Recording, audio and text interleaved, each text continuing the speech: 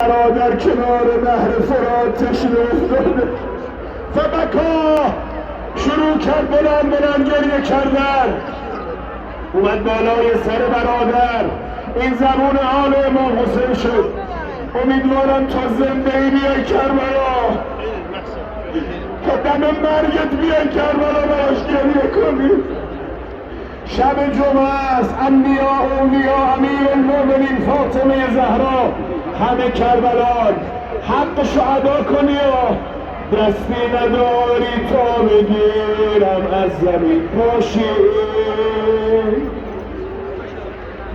محمد صادق التنبيه الكبيرة لطفتكم كده بين حرمين عمو الشيوبان خانوا مع مستقر نمیخوان آب تو رو میخوان،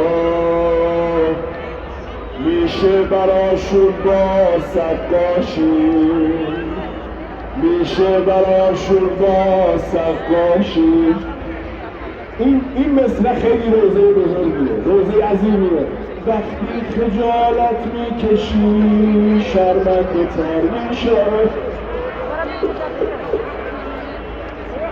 زرنگ باش، رفتی حرم زیر قبه سرتون بلند کن، بگو خدا به حق اون لحظه هایی که ابوالفضل العباس تو صحنه، این لحظه مهمیه. اون لحظه ای که دستاشو زدن، مشک رو به دندان گرفت. كرار امير كريم من اهالي كربلاء حتى جينا مركز توخدي لها الانتباه.